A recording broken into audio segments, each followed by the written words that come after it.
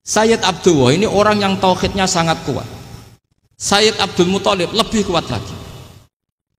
Saya cerita sedikit betapa pentingnya tauhid. Ketika pasukan Abraha bawa pasukan gajah mau menyerang apa? Ka'bah. Itu sebelum menyerang itu semua aset-aset milik orang kafir Quraisy, milik orang Quraisy lah, itu ditawan, diambil, termasuk milik Sayyid Abdul Muthalib, milik Abdul Muthalib. Terus ketika mau masuk Ka'bah, mau masuk Mekah, kata Abraha, man sayyidu hadal wadi, siapa yang kamu tuakan, yang kamu pertuan di sini? Oh, Abdul Muthalib. Abdul Muthalib itu dipanggil, itu auranya luar biasa. Abraha yang di tempat perkemahannya itu harus duduk di atas karena dia raja, itu duduk di atas gak berani, saking wibawanya Abdul Muthalib, ini mbahnya Rasulullah. Akhirnya Abraha bilang gini, saya duduk di bawah tidak mungkin karena saya raja, kamu duduk jejer saya tidak mungkin karena nanti umat saya kecewa karena raja kok disaingin gitu. Ya sudah, santai, berdiri-diri kita ngomong. Akhirnya Sayyid Abdul Muthalib tadi diomongin gini, saya itu tidak ingin merusak orang-orang Mekah, orang-orang Quraisy. Saya hanya kecewa punya tempat ibadah dikencingi, diberakin, sehingga saya mau merubuhkan Ka'bah, tapi dengan damai, nggak ada perang. Apa jawabnya Abdul Muthalib? Lucu. Nggak apa-apa, Ka'bah kamu robohkan silakan, nggak apa-apa. Yang penting unta saya yang kamu sita kembalikan, harta saya yang 100 unta kamu sita kamu kembalikan. Itu Abraha kagetnya bukan main. Kaget karena kamu itu pemimpin apa? Tadi saya hormat kamu karena kamu tak anggap orang hebat. Hadhil Ka'bah dinu abaika, ini Ka'bah itu agama kamu. Pas saya hancurkan kok kamu tenang-tenang saja. Padahal pas mau saya hancurkan kamu tenang-tenang saja, malah tanya unta kamu itu gimana? Apa jawabnya Abdul Muthalib? Inna lihadal baiti rabban hamahu, sebab Ka'bah itu ada yang punya dan pasti akan melindungi Ka'bah. Tapi kalau unta itu milik saya, ini urusan saya, ini unta. Jadi inna lihadal baiti rabban hamahu itu tidak milik saya, itu ada yang punya. Ya sudah, biar yang punya aja yang jaga, itu tidak urusan saya. Akhirnya unta dikembalikan, aman deh, untung double. Terus akhirnya dia ke Ka'bah, fa'akhudha bi halaqatil bab, karena dulu apa itu halaqatil bab, karena dulu itu yang dipakai apa itu pegangan itu bentuknya apa? Bulat, makanya diistilahkan halaqah apa? Bulat. Kalau sekarang halaqah ilmiah itu seminar. Tidak. Halaqah itu buruhi lain lagi. Ya. Pegang terus bilang gini, kata Abdul Muthalib, ya Allah, Ka'bah ini mau dihancurkan oleh Abraha, Ka'bah ini milik kamu. Saya mau ke gunung, mau melihat apa yang kau lakukan terhadap orang yang mau merusak Ka'bah. Terus Abdul Muthalib bilang ke umatnya, wa ya qaumi, ayo kita ke gunung melihat ma fa'ala rabbuna, apa yang akan dilakukan Tuhan kita terhadap orang yang mau menghancurkan Ka'bah. Jadi santai saja, santai. Terus Abdul Muthalib naik gunung sama orang-orang Quraisy. Abraha datang mau merusak Ka'bah, terus terjadi alam taro kaifa fa'ala rabbuka bi ashabil fil, itu melihat, dan betul Ka'bah dijaga Allah. Islam juga gitu. Ketika Islam dikoptasi Uni Soviet, semua ulama, semua wali perasaannya hanya nunggu kehancuran Uni Soviet, karena pasti agama ini dijaga. Saya setiap sholat, setiap munajat, ketika baca Rabbana lakal hamdu bil samawati wa mil'ul ardi, dulu saya iskal itu janggal. Ya Allah, engkau zat yang layak dipuji, yang pujian itu memenuhi langit dan bumi. Pikiran saya kalau bumi ateis itu mujinya kayak apa? Tapi Masya Allah, ketika saya datang di Korea, bumi ateis, ternyata di sana banyak masjid, banyak tasbih, bahkan ada sakduna di sana. Karena Allah sudah ngendikan lakal hamdu mil'us samawati wa mil'ul ardi. Dan sekarang nyata, semua bumi ateis, bumi apa saja, ada tasbihnya, ada tahmidnya.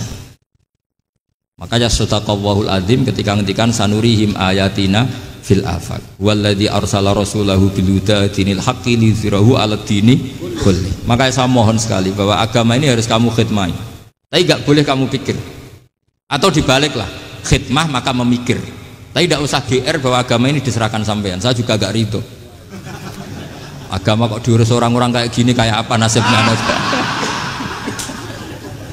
Jadi ini penting Karena rata-rata kiai alim itu tidak jelas. Terus oleh orang-orang yang nggak pernah ngaji itu, wah ini nggak jelas, nggak tegas. Islam itu harus tegas. Maksudnya tegas itu kayak apa? Tegas itu di wilayah kita. Kalau istri kamu mau diperkosa orang itu boleh tegas, itu wilayah kamu. Tapi kalau hidayat itu wilayahnya Allah Subhanahu wa Ta'ala, kita tidak pernah tahu. Bahkan yang sudah Islam saja, nyuwun sewu, itu nggak ada jaminan mati husnul khotimah. Kita tahu dalam sejarah Sa'labah itu dapat gelar hamamatul masjid, merpatinya masjid. Tapi kita tahu akhirnya Sa'labah itu apa? Su'ul khotimah. Sampai dalam Islam selalu diajarkan ya muqallibal qulub tsabbit qalbi ala din. Jadi kalau kita sendiri saja masih ingin selalu husnul khotimah, agak ada ruang untuk mudah menvonis orang lain. Makanya saya salut sekali ketika Habib Umar menulis kita semua ini mengkhidmai hadal kaun dan selalu berharap bisa saja suatu saat orang yang sedang kafir bisa saja suatu saat muslim. Nah soal kalau yang sama yang harbi menyerang kita ya tarung. Kalau artinya kalau yang merangi kita ya kita wajib perang, kalau enggak ya habis kita. Seperti kita lakukan ketika diserang Belanda. Tapi ketika mereka musta'man, dhimmi, mu'ahad, orang-orang kafir yang mau berdamai dengan kita ya kita damai. Sebagaimana yang dilakukan Rasulullah SAW ketika berdamai dengan kafir Quraisy yang dipimpin Suhail bin Amr. Masyhur itu dalam tarikh.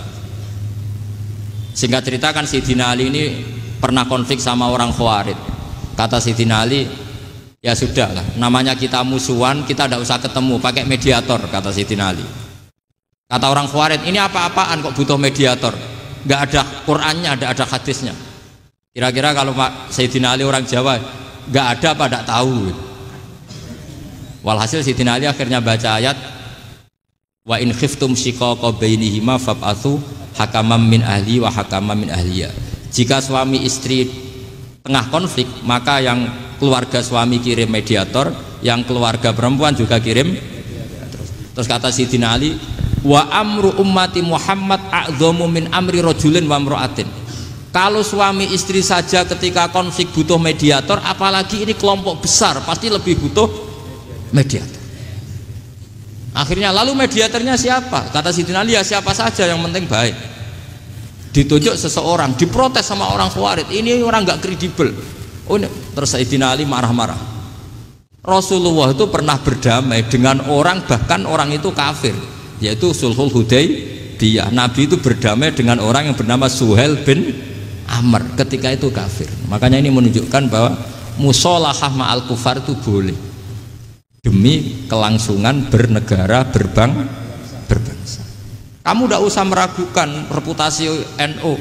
Ketika dulu kafirnya kafir harbi zaman Belanda, ya Mbah Hasim fatwa apa? Jihad.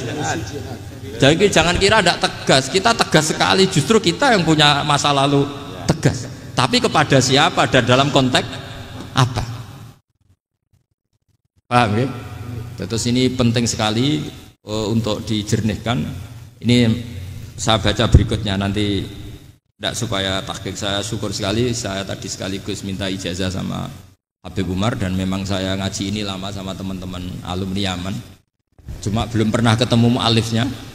Tadi saya ketemu minta ijazah itu dan beliau senang sekali, bahkan sempat bikin tulisan di kitab saya ini. Sama tidak perlu baca, karena kalau bisa ya biasa, kalau tidak bisa malu ya sudah, tidak usah baca sudah. Terus ini kata beliau, ini masih saya teruskan. Nahnu min hadhil intilaqah naktasibu thabatana wa quwwata yaqinina wa illa fa fil ardi mu'aridun wa muntaqidun wa mukhalifun min akhyarin wa asyrarin sholihin wa fasikin muslimin wa kuffar. Kalau kamu punya satu metode ilmiah, metode dakwah, kamu harus siap, karena pasti ada yang menentang. Yang menentang itu ya mulai orang soleh, tidak soleh, orang macam-macam. Jadi kalau sudah punya manhaj, memang dari awal harus siap apa? Ditentang. Jadi misalnya PBNU punya kebijakan apa, ya sudah siap saja dibully. Itu pasti itu, karena nggak ada manusia semua suka, semua benci. Kata beliau, anta in kunta fi syakkin min hadzal maslak wal manhaj fattabi man syi'ta wasaha angka ghaniyah wa in kunta ala yaqinin annahu al huda wa mirasun nubuwah wa annahu haqiqatu tarjamatil ahdi ma'rab fala tata'atsar min kalami ahadin yakunu mangkana. Jadi intinya kita mengawal Islam secara rahmatan lil alamin itu justru kita berharap menjadi simpatik dan menjadikan mereka menjadi napa Islam. Jangan ketika simpatik dianggap gak tegas. Saya masih ingat betul dawuh Mbah Mun, hak sekseni, kata beliau, saya masih ingat kalimatnya, sekseni